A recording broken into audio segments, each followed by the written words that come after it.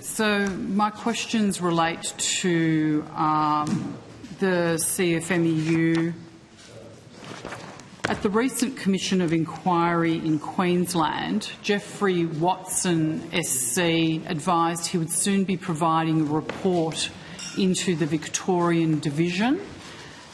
He said, "I don't care what anybody says, I'm going to finish it by then because I want the rest of the year off," on the position in Victoria.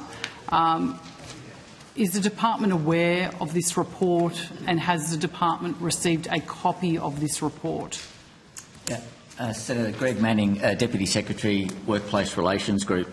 The report Mr Watson was referring to, as I understand it, in his evidence before that Queensland inquiry, is a report commissioned by the administration, by the administrator.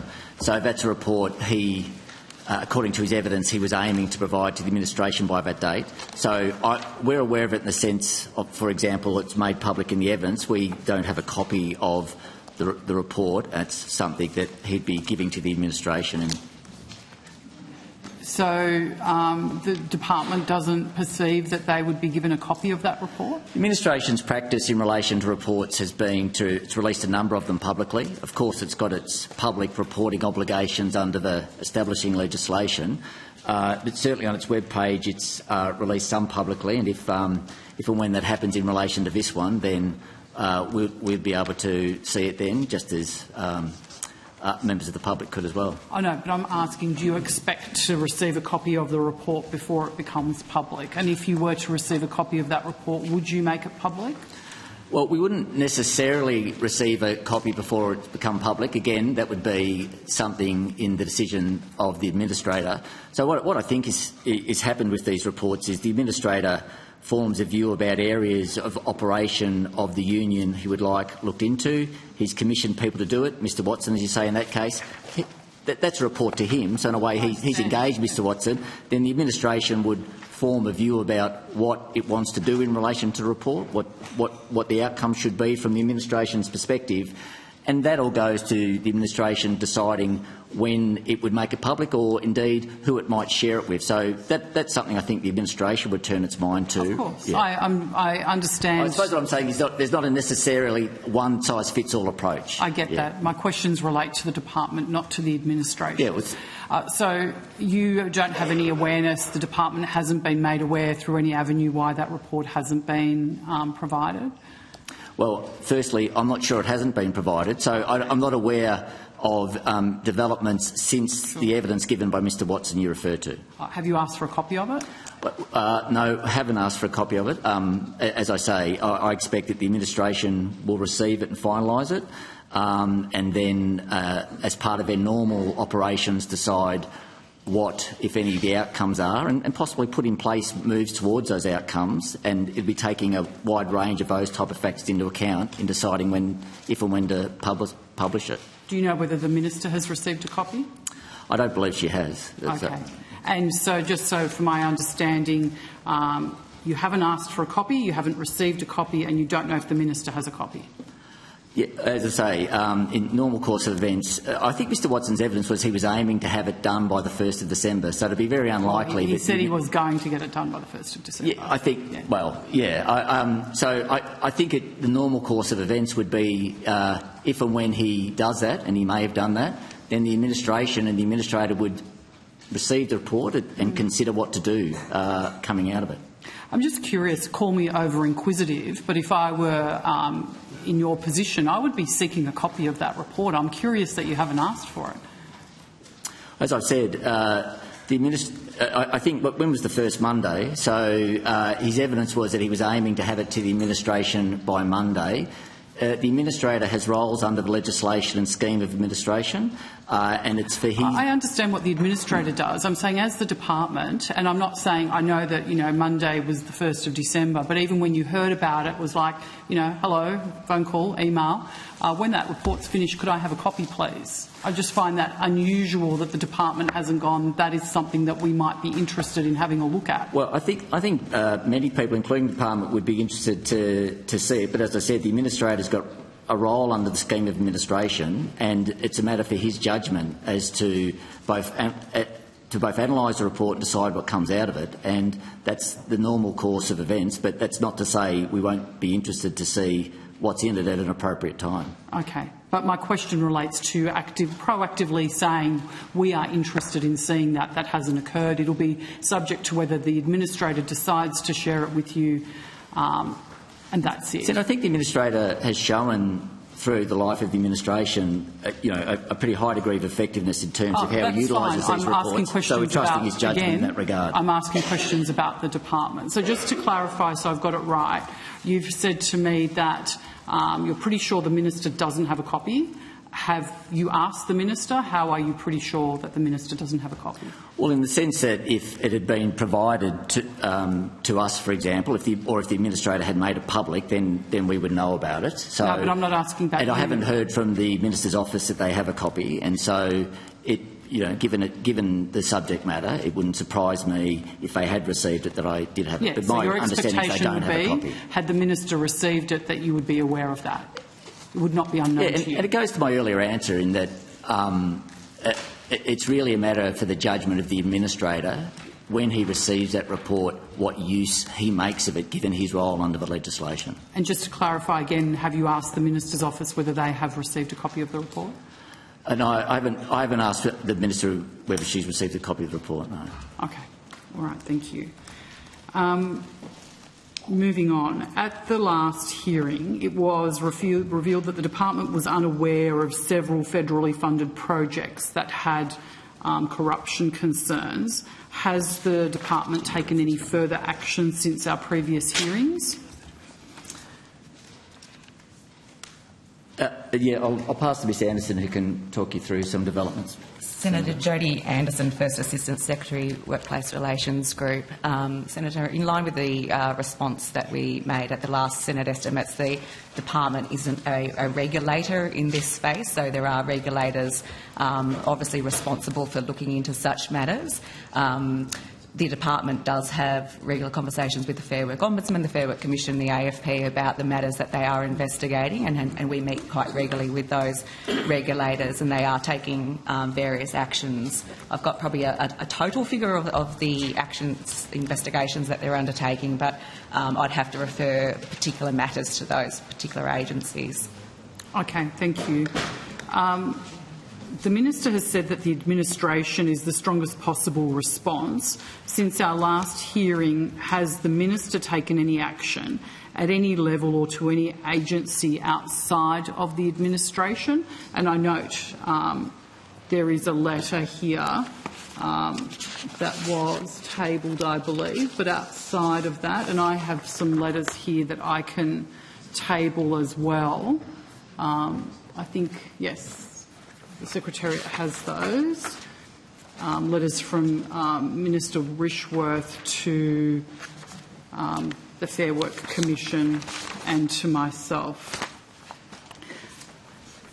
Are you aware of any other actions? We might have a look at these letters, because when you ask if we referred to any other, yep.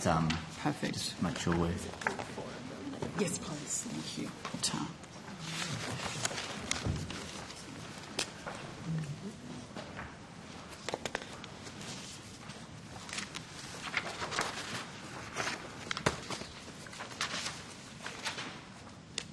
And I refer to the final sentence of the Minister's letter, which says, I've also written to the Commissioner of the Australian Federal Police and the Fair Work Ombudsman.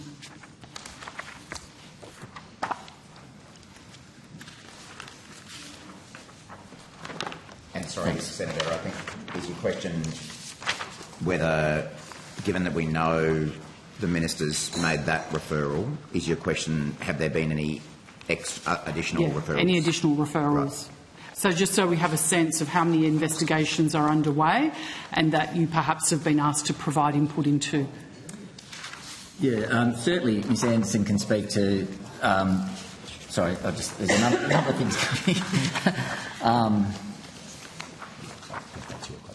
Senator, I might note that in relation to the Fair Work, the General Manager of the Fair Work Commission, my understanding is about a range of actions that he has taken over the last couple of months is that he has, my understanding is he has written to all state and territory jurisdictions around the various referrals and matters that he has received on various building and construction sites. In terms of specifics, and again, probably for more detail, I would suggest that these questions get referred to the Fair Work Commission. I understand that, but I'd like to get a sense of how many investigations are underway that you've been asked to provide input into. So we don't have a role in terms of providing input into investigations. So investigations are undertaken by the regulators themselves. We have information sharing, I suppose, roles across government. We have recently established a committee of all relevant regulators that are responsible for regulating the industry in some way, as well as policy agencies to share the information about what investigations are underway. But I would strongly caveat that in terms of specific details of investigations, we're not always privy to the details of those investigations. And to your before you this might assist with your answer. So to your knowledge, since the last estimates, we have the investigations now underway from the Administrator, the Fair Work Commission and the Department of Infrastructure. But the answer was there were a number of investigations, so I just want to get a sense of... So there's a broad range of investigations, and it's not just limited. So there's, again, not speaking on behalf of the Department of Infrastructure, but again, they're not a regulator as such. Correct, I'm aware the departments aren't regulators. I just want to get an understanding of your awareness of what is going on. Yeah, that's... And can I give you some information that may not be exactly what you're after, but it might help? So there've obviously been a number of referrals from the current minister, from me when I was in the role, from other sources, and we believe there are about 88 active investigations, cases, audits and reviews ongoing into the construction sector, and that's from a combination of the AFP, the Fair Work Commission, the Fair Work Ombudsman, and those authorities have commenced, we believe, 36 proceedings in the Fair Work Commission and the courts. Separate to that, state and territory police forces have a number of investigations on foot as well. Now, they wouldn't obviously all be in relation to, infrastructure projects or Victoria, but that might give you a sense of the overall number. The scale of it. And in addition, if you're interested, we've got some information on the steps that the Infrastructure Minister has taken with her colleagues to ensure that high standards are met. Are you able to table that, Minister? Why don't I take it on notice and provide you something? And I suspect that was probably raised in the infrastructure estimates the other day as well. I'm happy to come back to you on notice. My understanding also, Deputy Chair, is that the Australian Taxation Office has managing cases that have been referred to it by the working group Ms Anderson referred to. Also, the Australian Competition and Consumer Commission has commenced civil cartel proceedings against various industry players as well. So, in addition to those matters the Minister referred to, there's some other regulators involved. I wanted to come back, Minister, to your question about action since last estimates as well, because following that discussion as well, I know the Fair Work Commission General Manager, as the regulator for registered organisations, wrote to the Administrator on a number of matters, particularly relating to Victoria, to come back to your earlier questions about the report. And I know he's appearing later on and we'll be able to speak in more depth to that, but I understand the Administrator wrote to him last week outlining a number of matters, including, for example, 26 staff exiting the Victorian branch in the last couple of weeks as well, and commencement of disciplinary proceedings that could result in the expulsion of previous office holders in both Victoria and other jurisdictions as well. I think, from memory, it brings to the total, according to the Administrator, of over 60 staff who have exited from Victoria since he commenced in that role, and also spoke to a restructure that's underway in relation to Victoria as well. In addition to those broader reforms that the administration is putting in, there's a whole range of policies, for example, that he's reported on in his couple of reports to date. that are occurring on a national basis as well. Are you able to provide a copy of that document? Are you able to? No, the letter to the Fair Work Commission General Manager, he'll be able to table that tonight. Yeah. Yeah. Yeah, okay. Do you have a copy of that, though? No, I don't have a copy either. I can table. Does the department hold a copy of that? Oh, sorry. So I've seen a copy of that letter, yes. Yes. Yeah. Are you able to provide that on notice, just in case they don't have that tonight? If they're unable to provide it tonight, then I'll take it on notice and I would probably provide a copy. prefer that you provide it as soon as you're able, and then we have it, and then we can ask them as well if you're not able to provide it beforehand. But I wouldn't caveat it on if they can't provide it tonight. Yeah, I'm just conscious it's a letter from the Administrator to the Fair Work Commission General Manager. I understand, but I'm asking for the letter. So if you could please. I think Mr Manning has said he'll take it on notice. Yes. Obviously, he would need to do the usual checks around immunities, but I think it would be our expectation that will be provided tonight. But either way, it's been taken on notice. Thank you very much. Just to finish on that piece, have you conducted a review or audit of departmental funding or connections to the CFMEU? You said, I think we touched on this last time in relation to workplace relations grants, where there's been no money provided to the CFMEU either directly or, as we understand it from the reports of those who did receive the funds, indirectly in terms of their ability to subcontract out. Senator, I was just checking. There were some questions on notice about the department and the extent to which payments might have been made to the CFMEU or in different capacities that we took on notice. I'm just trying to ascertain whether we tabled those. And so we have been very active in ensuring that our engagement with the union is appropriate, and the extent to which there is that kind of engagement, it's under grants programs like, or it's likely to be under those sorts of programs. And there may be a small amount under travel allowance. That's right. For various committees that they're on. That'd be a very, very small amount, I think, in the scheme of things.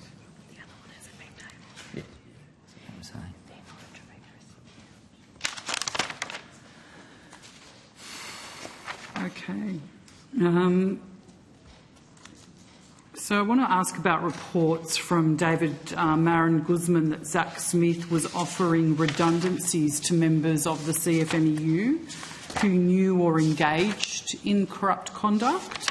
Is the department aware of or monitoring the voluntary redundancy program that has reportedly been reopened as a means of purging organisers? We're certainly aware. I mean, like all people in the position of employees, the Administrator has powers in relation of dismissal, for example, or redundancies if the preconditions are met. Additionally, as Administrator, he has powers under the scheme of administration in relation to removing people as well. So again, we're aware of those reports. I don't have personal knowledge of some of the factual bases you're saying that these people have engaged in particular behaviour. As I said earlier, there's a number who've been removed from the different parts of the union, including Victoria recently. Generally speaking, it's a matter of judgment for the Administrator as to the circumstances in which people exit the union, and he'd do that in conjunction with the people managing the relevant area. And I'm certainly aware, and again, I think the Fair Work Commission General Manager can speak to this better than we can, that some of those people have deemed to be removed persons and so subject to certain restrictions under the scheme of administration and the legislation as well. Okay. And so does the department consider this as an appropriate or lawful mechanism under the administration if that is occurring? Yeah, again, I think it's a matter of judgment for the Administrator as to... I'm asking the departments, as the expert, the Department of Employment and Workplace Relations, whether you believe that that is appropriate or lawful. I certainly think it's appropriate that the employer of those people decides, based on all of the knowledge before them, how best to deal with those people, up to and including removing, which is available under the scheme of administration. Even if those individuals are engaged in corrupt conduct? As I say, if the administrator has removed people who've alleged to be engaged in corrupt conduct, and he's deemed them to be removed people, so dismissed them, deemed them to be removed, and provided details to the Fair Work Commission on. But should they be given case. voluntary redundancy? That's the question that I'm the asking. case I'm thinking of, I'm not aware the person was given voluntary redundancy. There's other cases where they have been, where there may be allegations, but again, the administrator, like and all... that's the question that I'm asking. If there are allegations of corrupt conduct, do you think it's appropriate or lawful for those individuals to be offered voluntary redundancies? I think my question is pretty clear. But in a way, without trying to avoid the question, the department's unable to answer it, and I'm personally unable to answer it, because to answer it, you would need all of the knowledge. So you're mentioning allegations, so you'd need all of that knowledge, and that's really a matter that the administration has. And as the employer of those people, it's quite proper that they're forming decisions about the best course of action. Right, but if advice was sought from you in relation to the appropriateness of that or the lawfulness of that, where there is an allegation of that conduct, you would say it's up to you. Senator Sarah Godden, Chief Counsel, First Assistant Secretary, Workplace Relations, Legal Division.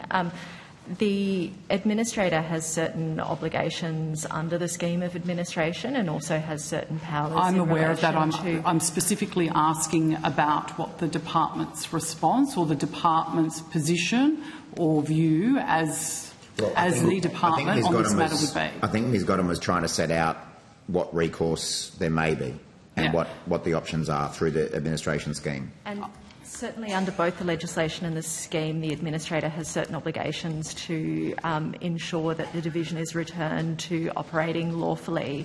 What the department can observe, and for example I believe was tabled in the Queensland Commission of Inquiry, is that the administrator is taking a range of actions, and so we're not observing that the administrator is solely using one mechanism. It appears that the administrator is using a range of mechanisms, including termination, including redundancies, and we're observing that there is not a one-size-fits-all approach being taken, which, as Mr Manning has indicated, is what we would expect of an employer, using a range of levers or mechanisms or powers available to them in response to those circumstances.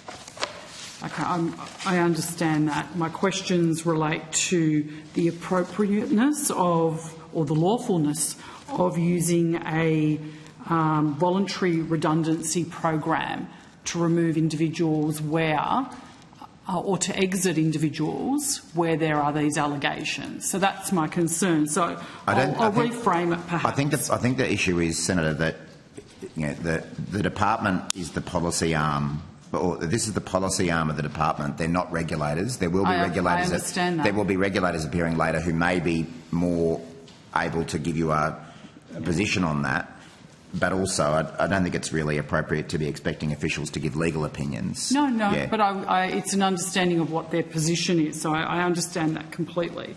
And I guess that leads to my next question is whether the department has assessed whether offering these pay packages to effectively encourage departures under a voluntary redundancy scheme could in fact be used to avoid formal misconduct findings or avoid individuals becoming removed persons under the administration laws. I'm happy for the officials to answer the questions, but I don't think it would be really their role to do that. It may be the role of some of the regulators who would be appearing later, but there wouldn't normally be the role of a department to consider those sort of matters. But I'm happy for the officials to. I'd come back to a point I was making earlier, Senator, that we're certainly aware of circumstances where, when it's available to the administrator, he has taken the course of action you're talking about. So certainly we think the administrator is doing that where he believes it's a course of action open to him, and then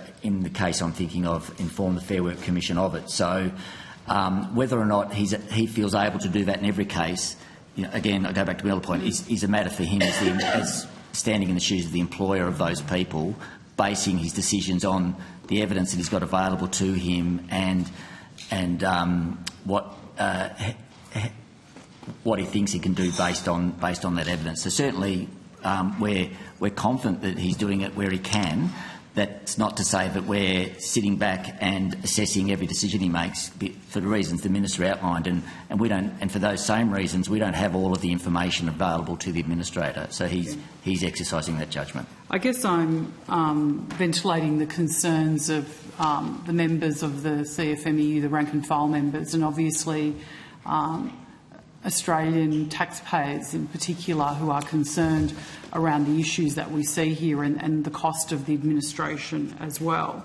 And I guess then, Minister, perhaps I'll ask you the question, do you think it's appropriate if that is occurring, that, effectively people are being given a pathway via voluntary redundancies to leave before a formal investigation takes place and then they actually become a removed person? They're self-selecting out to avoid that outcome. Well, I'm not going to sit in judgment of the decisions of the Administrator. I've got confidence, and the government's got confidence in the decisions of the Administrator. He's in, he has all the facts before him in a way that I don't. So I don't think I'm really in a position to express an opinion on that. But would you consider it to be appropriate if that in fact were occurring? Well, the government certainly expects the Administrator to make good decisions in general, and including about how members' money is used. And I've seen nothing that makes me concerned about the quality of the decisions that he's making. Okay. So if in fact... Can I just pick up on one thing, because you did make a reference to taxpayers there. You probably didn't mean this, but I don't think anyone is suggesting that taxpayers' money has been used to fund any of these redundancies. And I don't think you... No, I didn't suggest that. We should just make that clear. Yeah. So I was just going to say exactly what the Minister said, Senator, just to clarify that the Registered Organisations Act provides that the costs of the administration are borne by the CFMEU. Thank you. My next question relates to the NCIF. Has the department provided any advice to the Minister regarding the membership of the forum since the last hearings in October? Yes, Senator, in the sense that there's been a change in membership, and so we've assisted the Minister with that change. Okay. And so what is that change? So, Ms Ansell can answer that, Senator. Senator, there's been a number of changes to the membership since we last met, and I can take you through all of those changes. That would be great. So in terms of the administrative arrangement orders, when there was the second term of government commenced, there was also a change in obviously portfolio responsibilities of various ministers as well. So we have briefed the Minister in respect to ensuring that the Minister with housing responsibilities, the Honourable Claire O'Neill, Minister for Housing, is now a member of the NCIF, so that was provided a briefing on that. We've also, on the 3rd of September, Miss Naomi Brooks, she was the former Director of the Public Affairs and Communications for the CFMEU, tendered her formal resignation from the NCIF. And therefore we briefed the Minister to provide a replacement, Miss Lucy Webber from the CFMEU, to replace Miss Brooks for a period of 3 months. And then on the 18th of November, Mr Smith tendered his formal resignation from the NCIF. So Mr Smith tendered the resignation, the Minister didn't seek his resignation? No, Mr Smith tendered his resignation. And then on the 2nd of December, Mr Irving was appointed for a 3-month period to the NCIF by the Minister. Thank you. Has the department prepared a response to a letter from the Shadow Minister for Industrial Relations on the 24th of November? And I have those to table as well, I believe. We don't have those. Actually, don't have it here. I thought it was brought over to you, no? Let's get the letter. That's okay. I'll reference, there's a number of letters from the Shadow Minister for Industrial Relations on the 24th of November and the 10th of November, 23rd of October and 13th of October. Are you able to tell me whether the department has prepared a response to any of those letters? And I can come back to this if you're not aware of the letters. Senator, I think we're aware of the letters, but I think we'd have to just take on notice the exact details of which letters and whether. Are you able, in general put. terms, to tell us whether you've prepared responses to any of those letters? My preference would be to confirm which letters we've. If we can look at the letters, then we can check the reference number in the system and confirm what if anything's happened in relation to them. I don't have personal knowledge of it, Senator, but we can check that. Okay, all right. Well, I'll come back to that and have those tabled for you shortly. And just thinking about copies of letters now, can I also ask you to table a copy of the resignation letter from Mr Zack Smith from the NCAF? Yeah, don't have it with us. Oh, no, that's Senator, okay, but somebody I'm sure can send it across, and Take that on notice, table that Senator. today. That would be great. Thank you. Okay, so has the department received any advice in relation to Mr Zack Smith meeting with Mr John Setka?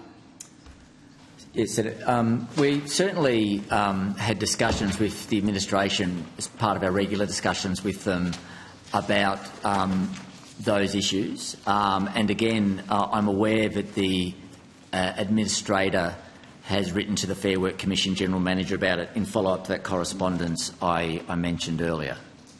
And I mean, the crux of the discussions that we had, and which I think has been confirmed in the letter to the Fair Work Commission General Manager, was that the administration understood the context in which those meetings occurred and retained confidence in Mr Smith in relation to his role, and didn't feel that he'd done anything wrong on that occasion in relation to those meetings with Mr Setka. So does that mean that the administrator had known of those in advance and had endorsed those meetings, given it was a requirement of the... That's our understanding. Okay. Senator, our understanding is that, in terms of the meetings, that the administrator did approve those meetings to occur because they were for specific reasons relating to Mr Setka's prior engagement with the CFMEU. Mm.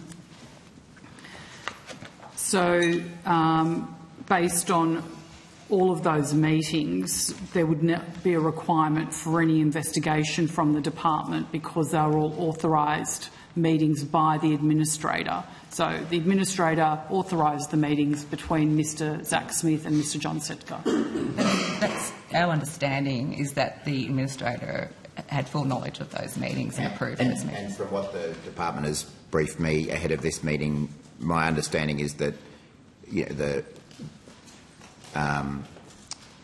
Mr Irving, the administrator, approved those meetings occurring on the basis of what was understood to be discussed. So it wasn't just a random meeting. My understanding is that Mr Smith was aware of the issues that or it was known what issues Mr Setka wanted to discuss. Given it was those issues, the administrator was prepared to approve those meetings occurring, and that my understanding was that Mr Smith reported back on those issues and what was discussed to the administrator. Is that a fair way of putting it? That's our understanding as well, Mr. Yeah. So it wasn't just a random go and have a beer in a pub and chat about whatever you want. It was about particular issues. Yeah. Yeah, a special mission. Well, call it what you want, but a meeting about particular issues that, as I understand it, related to Mr Setka's employment or something like that. That's right. Yeah, issues arising from his previous employment. Okay. But to confirm, though, or to clarify, perhaps is more important, the department is aware of an investigation being conducted in relation to Mr Smith and his relationship with Mr Setka outside of these meetings? What we're aware of is, I suppose I'll come back to my earlier evidence, that I'm aware that the Fair Work Commission General Manager wrote to the administration about a range of issues, including those issues, and the administration replied to it. So, and in that letter expressed confidence in the work Mr Smith's doing in his role, and also clarified that they understood the circumstances in which those particular meetings had occurred. Okay, so there's no investigation outside of those meetings that were confirmed to be accurate. I think not accurate, authorised. I think the sequence, and again, feel free to correct me. I think the sequence was that the Fair Work Commission contacted, not sure how it happened, wrote to the administrator seeking information about a number of issues, including the reported meetings between Mr. Zack and Mr. Smith and Mr. Setka. As you've been informed, the administrator has now written back to the Fair Work Commission, having conducted his own investigation into those issues, and I guess it's now a matter for the Fair Work Commission to determine what they want to do about that. Sure. Okay. And just one final quick one before we break. Is Mr. Setka still a member of the CFMEU? I don't know. So let me take that on notice. So, I mentioned earlier that in the letter or letters to the Fair Work Commission General Manager that the administration highlighted some disciplinary proceedings that are underway. I would have to check whether or not that includes Mr. Setka. Certainly, I think those proceedings concern potential expulsion from the union for